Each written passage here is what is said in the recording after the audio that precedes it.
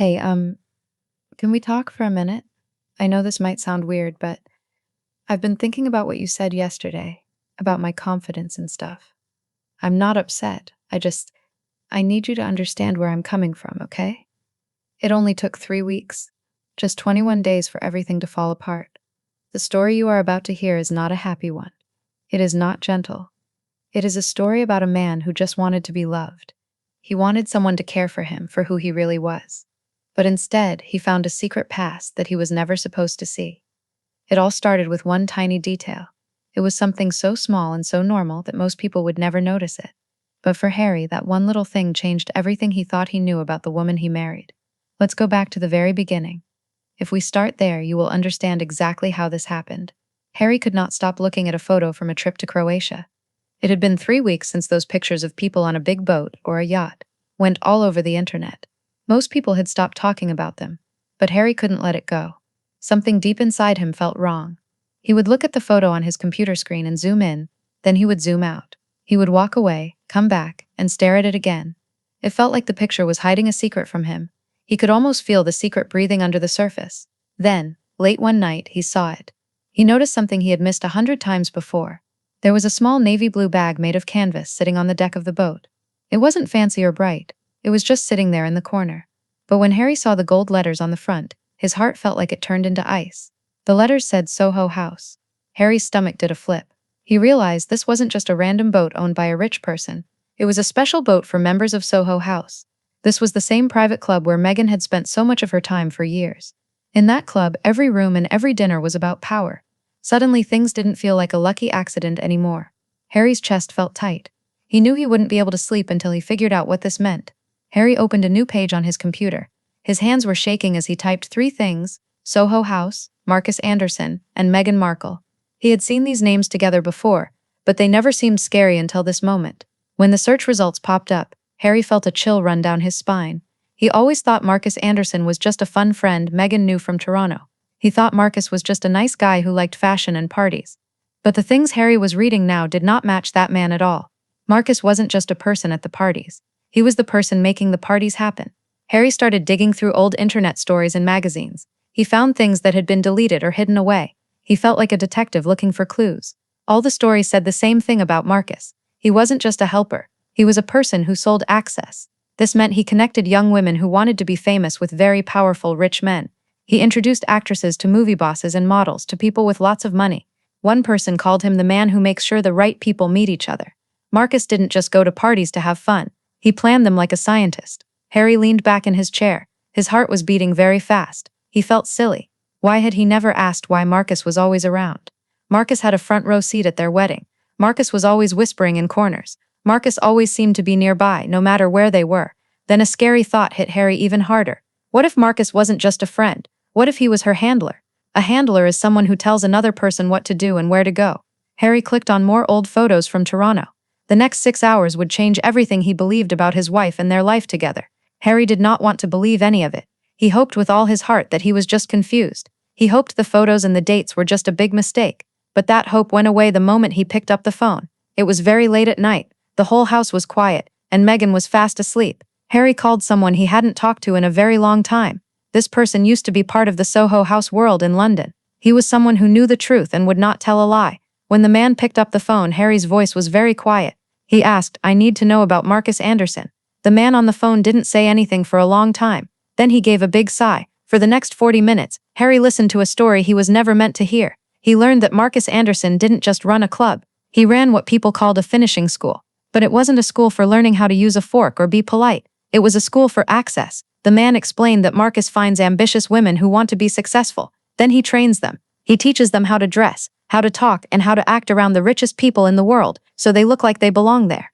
The man told Harry that Marcus brings these women into Soho House and gives them the names of people they need to know. He introduces them to men who can make them famous or rich. He is very smart and has a plan for everything. Harry sat in total silence, feeling like he couldn't move. The man said Marcus knows exactly who will be at every private event. He knows the guest lists and the schedules of the most important people. He uses that secret information to make accidental meetings happen. Harry stared at the wall. The puzzle pieces were finally fitting together. Harry remembered things from the past. Marcus was at a polo match in 2013. He was at a charity event in 2014. He was at all these places in London where Harry was too. Marcus was always in the background watching and waiting, and Meghan had been a part of Marcus's school long before she ever met Harry. Then the friend said something that made Harry's stomach feel sick. He said, "Marcus doesn't just introduce people, Harry, he positions them." This meant Marcus put Meghan in the right place at the right time, just like a piece on a game board. Once Harry understood what Marcus's real job was, he had a new question. How did Meghan pay for such an expensive life? Before she met Harry, she was traveling all over Europe.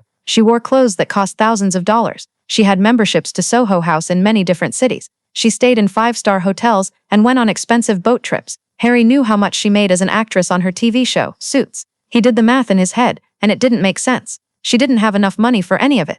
Not even close. Harry called someone else who worked at the Soho House in Toronto. They had a very quiet and careful talk.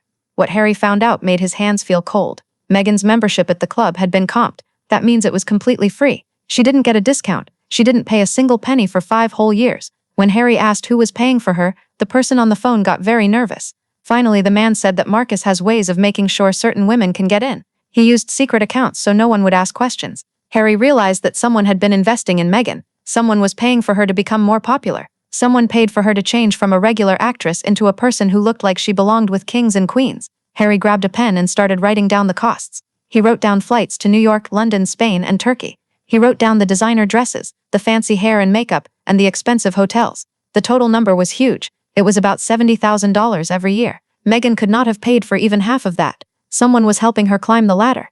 By now, Harry felt like his whole life had been a lie. He felt like someone had rewritten his history without telling him. But the worst part was yet to come. One morning, he went into his office and opened a drawer. He pulled out the list of people who came to his wedding. There were 600 names on that list. He had never really looked at Meghan's side of the list before because he trusted her. But now he looked with new eyes. What he saw broke his heart. It took away the last bit of happiness he had left. He saw Marcus Anderson's name in the front row. He saw Jessica Mulroney, who was always at Soho House. He saw Misha Nonu, the person who set up the first date between Harry and Meghan. She was a Soho House member too. Even Serena Williams was on the list, and she was part of that same group. Harry saw names of bosses and famous people who had been in photos with Meghan years before he ever met her. Harry took a bright yellow marker and started highlighting the names of people connected to Soho House. Out of the 200 people Meghan invited, more than 60 of them were tied to the club. These weren't friends from when she was a little girl. They weren't people she worked with on her TV show. They were her network. They were the people who helped her move up in the world using the system Marcus built. Harry saw a photo from the wedding party. Marcus was standing with 4 big bosses from Soho House. They were all holding drinks and smiling.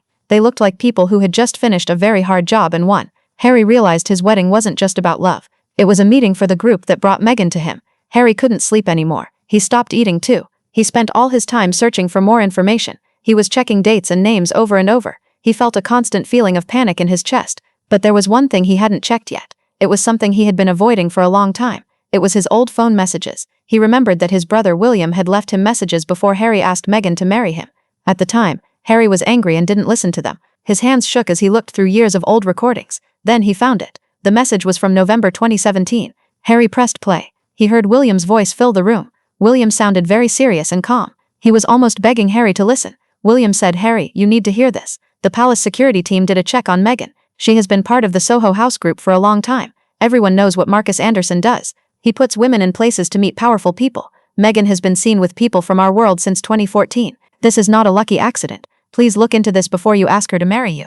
Harry stopped the recording. He played it again, and then he played it a third time. He realized his brother wasn't trying to be mean. William wasn't jealous or trying to control him.